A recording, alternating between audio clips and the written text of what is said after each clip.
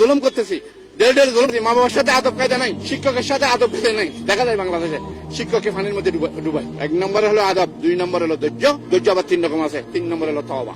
লোভ, হিংসা, অহংকার, 3টা জিনিস মানুষকে ধ্বংস করে দেয়। আপনি পুরো দুনিয়া আগুন ধরছে, ওই কর্নারের মধ্যে একটু রাখে দিচ্ছেন, সব নিবেছেন, একটু রাখে দিচ্ছেন একটা মোমবাতির, আবার গলে শেষ হয়ে যাবে। সরিষার দানা পরিমাণ ইমান থাকলে আপনি জাহান্নামে যাবেন না, আবার সরিষার দানা পরিমাণ অহংকার থাকলে আপনি জান্নাতের মুখ দেখবেন। এত বড় টনকে টন ফাতর নিয়ে বসে রয়েছি লোভ, হিংসা, অহংকারের। তাহলে কি আপনি চিন্তা করেন, একটা শার্ট থাকলে, একটা স্যান্ডেল থাকলে, একটা টুপি থাকলে, একটা ভালো মোবাইল থাকলে এর সাথে কথা বলা যায় না। আমরা কতটুকুর মধ্যে আছি? আমরা মুসলমানের মধ্যে পড়ি কিনা? বলছে ইমান চলে যাবে। ইমান আছে কিনা আগে দেখেন, আগে ইমান আছে কিনা। ইমান থাকলে না যাবে ভাই, বলছে সম্মান চলে যাবে। আরে সম্মান আছে কিনা দেখেন। আপনি মা বাবার সাথে বেয়াদবি করেন, আপনার মা ডেলি আপনার জন্য বসে থাকে, আপনি এর সাথে গালাগালি লাফালাফি করেন না। অথচ আপনি গাড়ি নিয়ে বাইরে সিএনজি, আপনার মার ঘুম নাই, আমার ছেলেটা নিরাপদ আছে কিনা, আমার তো শীত আছে কিনা। কিন্তু ওই মায়ের সাথেও তো আমরা ভালো ব্যবস্থা নেই। তোলা বাইরে কি করবো? আচরণ, বিহেভিয়ার দ্যাট নট গুড, তার কিছুই নাই। যার আদব নাই, আদবের জায়গা দুনিয়াতেও নাই, আখেরাতেও নাই। আগে আদব ঠিক করেন, তারপর ধৈর্য সহকারে নামাজটা আদায় করেন, তারপর আল্লাহর কাছে অহংকারের জন্য তওবা করেন। সব ফিনিশ। করোনাভাইরাস দিছে কে? আমি প্রশ্ন করতেছি, কে দিছে? আল্লাহ কেন দিছে? দুনিয়াতে আপনি কলেজে গেলে, ইউনিভার্সিটিতে গেলে প্রশ্নপত্র এখানে যদি ফাঁস হয়, পরীক্ষাটা আবার হয়। কারণ একবার ফেল করলে পরীক্ষাটা আবার দ্বিতীয়বার দেওয়ার সুযোগ আছে।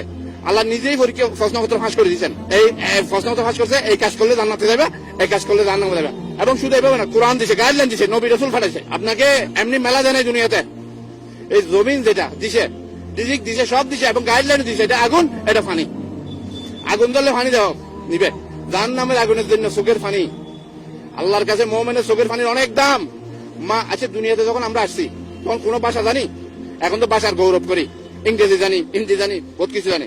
তখন মার কাছে শুধু আমাদের কান্নার ভাষাটা ছিল। ওই কান্না দিয়ে মা বুঝতে পারে যে এর বুক লাগছে, পায়খানা করছে, প্রস্রাব করছে, সবগুলো উনি পরিষ্কার করে দিয়েছে। আল্লাহ আমাদের কান্নার ভাষা বুঝে, ওই কান্না দিয়ে সব আদায় হবে। মোমেনদের চোখের পানির এত দাম আল্লাহর কাছে, আর কিছু চায় না, চাই আর কিচ্ছু চায় না। কিন্তু আমরা এখানে ঢুকে নিয়ে এখানে চলে যাই। এমনি বলতে এখান থেকে ঘরে যাবো, এটার কোনো গ্যারান্টি নেই। শুধু মুখে আমল নাই। যদি আমল দেখতো, অথচ আবুজার গিফারির মতো পাগল হয়ে যেত, সংসার করতো না। আল্লাহ বলছে সংসার করো, দুনিয়া দিচ্ছি তোমাকে, সংসার করো। পরীক্ষা বলো, তুমি লিখলো, ভালো লিখলে তাও নাম্বার, আর বসে থাকলে তাও নাই, আজেবাজে লিখলে তাও নাই। 70-80 বছরের হায়াতের দাম আছে। আল্লাহ জিজ্ঞাসা করবে, তুমি এই হায়াতটা কিভাবে কাটাইছো, তোমার যৌবন কিভাবে কাটাইছো, তুমি ধন সম্পদ কিভাবে ইনকাম করছো, এবং কোন পথে।